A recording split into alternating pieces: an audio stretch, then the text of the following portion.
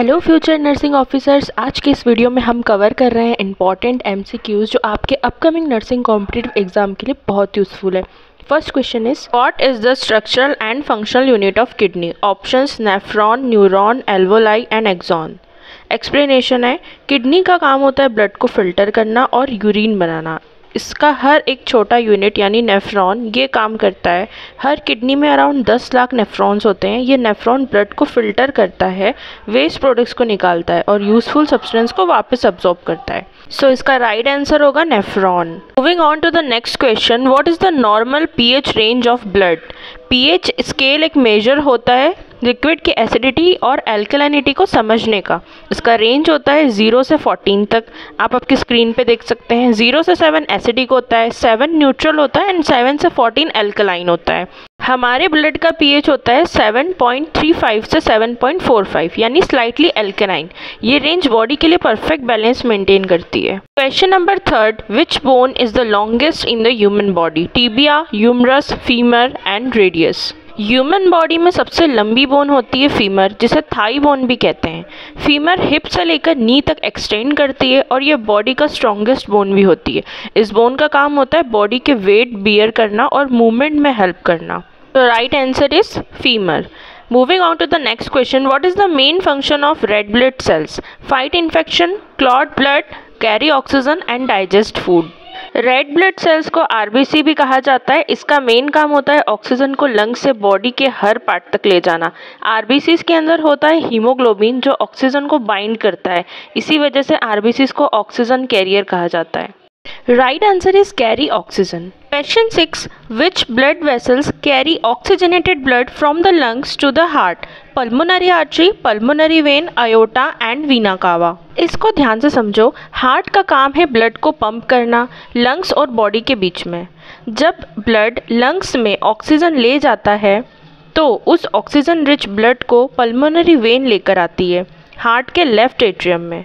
यहीं से हार्ट उस ब्लड को लेफ्ट वेंट्रिकल के थ्रू पूरी बॉडी में पंप करता है।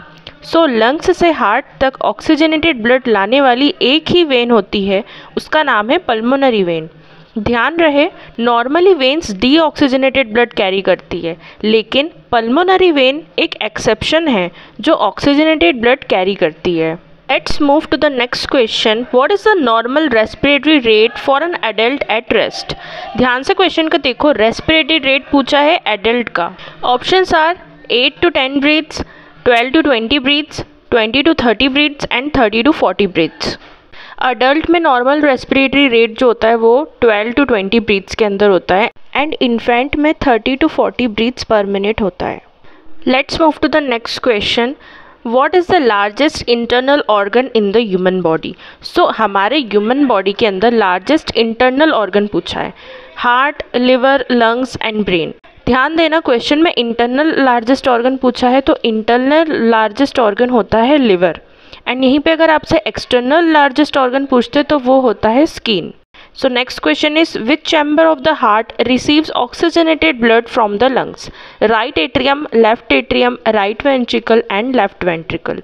So हार्ट में सबसे पहले ऑक्सीजनेटेड ब्लड कौन सा चैम्बर रिसीव करता है? इसका आंसर आपको देना है। इसको इजी वे में समझो। लंग्स से जब ब्लड ऑक्सीजन लेकर वापस हार्ट में आता है तो वो एंटर करता है हार्ट के लेफ्ट एट्रियम में। इसका मतलब लेफ्ट एट्रियम वो चैम्बर है जो ऑक्सीजनेटेड ब्लड को रिसीव करता है। बाद में ये ब्लड लेफ्ट वेंट्रिकल में जाता है और वहाँ से पूरी बॉडी में पंप होता है through aorta. Next question, which enzymes break down starch into sugar? Pepsin, lipase, amylase and trypsin. इसको समझो ध्यान से। अमाइलेज एक डाइजेस्टिव एंजाइम है जो स्टार्च यानी कार्बोहाइड्रेट को तोड़ता है सिंपल शुगर्स में। ये एंजाइम सलाइवा में भी होता है, इसलिए जब हम खाना चबाते हैं तो डाइजेशन मुंह से ही स्टार्ट हो जाता है। बाकी के एंजाइम जैसे पेप्सिन प्रोटीन को तोड़ता है, लाइपेज फैट को तोड़ता है एंड ट्रिप्सिन प्रोटीन का ब्रेक डाउन करता है, लेकिन स्टार्च को शुगर में कन्वर्ट करने का काम सिर्फ अमाइलेज करता है। नेक्स्ट क्वेश्चन है, विच part of the brain control balance and coordination? Cerebrum, cerebellum, medulla and thalamus. का एक लॉन्ग वीडियो मैंने डाल रखा है ऑलरेडी, आप मेरे यूट्यूब चैनल में जाके देख सकते हैं। जब हम चल रहे होते, दौड़ रहे होते या कोई मूवमेंट करते हैं तो सेरेब्रम ही इंश्योर करता है कि हम गिरे नहीं और हर मूवमेंट को स्मूथ करें। सेरेबलम ब्रेन का पार्ट होता है जो कंट्रोल करता है बैलेंस, पोस्चर एंड कोऑर्डिनेशन को। Next question is which lobe of the brain is primarily responsible for vision. So vision यानी देखने के लिए ब्रेन का कौन सा लोब रिस्पॉन्सिबल होता है? Frontal, temporal, parietal and occipital. So इसका आंसर है ऑक्सीपिटल लोब, जो डायग्राम में आपको पर्पल कलर का दिख रहा है, ठीक ब्रेन स्टेम के जस्ट ऊपर वाला पार्ट, यही होता है ऑक्सीपिटल लोब, जो कि प्राइमरली रिस्पॉन्सिबल होता है विजन के लिए। Next question is the epiglottis prevents food from entering the.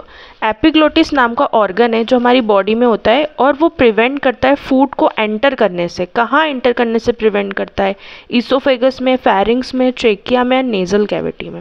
सो आपके सामने ये डायग्राम है जिसमें आप देख सकते हैं एपिग्लोटिस का स्ट्रक्चर, एंड ये प्रिवेंट कर रहा है फूड को ट्रेकिया में जाने से, क्योंकि फूड को जाना चाहिए ईसोफेगस में। सो ईसोफेगस में वो स्मूथली जा सके, इसलिए एपिग्लोटिस बंद हो जाता है जाके ट्रेकिया में ना चला जाए। क्या होगा अगर खाना ट्रेकिया में चला जाएगा? तो आपको सांस लेने में दिक्कत हो सकती है, डिफ़िकल्टी इन ब्रीदिंग, आपको चोकिंग हो सकती है। तो ये सब ना हो इसलिए एपिग्लोटिस का सिस्टम होता है हमारी बॉडी में। Next question is what structure connects muscle to bone? Ligament, cartilage, tendon and fascia. को सिंपल वे में समझेंगे, टेंडन एक रस्सी जैसा टिश्यू होता है जो मसल को बोन से जोड़ता है। जब मसल काम करता है, टेंडन बोन को खींचता है, तभी हम मूव कर पाते हैं। याद रखें एक इजी ट्रिक, टेंडन्स मसल को बोन से जोड़ता है एंड लिगामेंट्स बोन को बोन से जोड़ता है, जो कि डायग्राम में क्लियरली विजिबल है। Let us move on to the next question. Which part of the nephron is responsible for filtration of blood? मतलब कि हमको ये पता है कि किडनी में नेफ्रॉन है जो ब्लड को फिल्टर करता है, लेकिन नेफ्रॉन में भी कौन सा पार्ट है जो ब्लड को फिल्टर करेगा? Loop of Henle, distal, convoluted tubule, Bowman's capsule and collecting duct.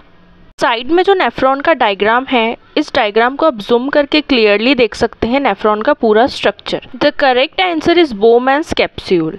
Let's quickly move to the next question. Which enzyme is present in saliva and starts the digestion of carbohydrates? So हमारे saliva में कौन सा enzyme present रहता है जो digestion में help करता है? किसके डाइजेशन में? कार्बोहाइड्रेट के। Options are pepsin, lipase, amylase and trypsin. So the correct answer is amylase. Question number 17. The functional unit of the lung is the। मतलब लंग्स का फंक्शनल यूनिट पूछा है आप लोगों से। जैसे किडनी का फंक्शनल यूनिट नेफ्रॉन होता है, वैसे ही लंग्स का फंक्शनल यूनिट, डायग्राम में आप लोग देखो मैंने एल्वोलाई पे फोकस किया है। So options are bronchus, bronchioles, alveolus and trachea. तो हमारे लंग्स में जो फंक्शनल यूनिट होती है जहाँ पे मेनली गैसेस का एक्सचेंज होता है, वो होता है alveoli. So the correct answer is option C, alveolus. Next question is the hard outer layer of the bone is called. Bone का सबसे हार्ड और आउटर लेयर कौन सा होता है? Periosteum, compact bone, spongy bone and endosteum. Bone के बाहर का लेयर कौन सा होता है? Compact bone. So answer is compact bone. ये सबसे हार्ड और स्ट्रॉन्ग पार्ट होता है जो पूरी बोन को प्रोटेक्ट करता है, इसी वजह से बोन टूटने से बचती है। तो याद रखो compact bone is equals to bone shield. It gives strength, support and protection to the entire bone. Next question is which blood vessels have valves to prevent backflow of the blood? Arteries, capillaries, veins and arterioles. हमारी body में कुछ ऐसी vessels present होती है जो blood को वापस heart की तरफ ले जाती है, लेकिन ब्लड नीचे गिर ना जाए जैसे लेग्स से ऊपर आते वक्त, इसलिए वेन के अंदर वॉल्व्स प्रेजेंट होते हैं।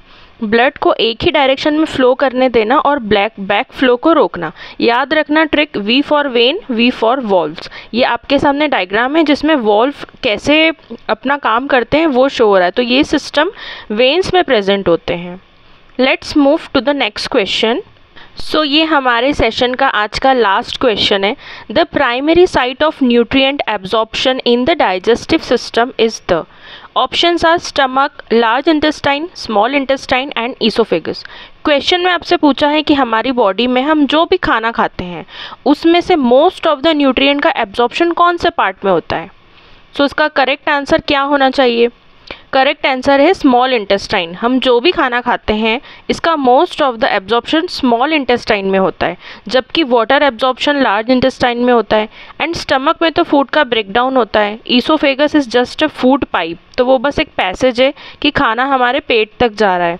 तो इसका करेक्ट आंसर होता है स्मॉल इंटेस्टाइन। डायग्राम में आप लोगों को पूरा डाइजेस्टिव सिस्टम का पूरा डायग्राम शो हो रहा है, जिसमें स्मॉल इंटेस्टाइन है एंड लार्ज इंटेस्टाइन है। आप चाहो तो रुक के इसका एक स्क्रीनशॉट ले लो।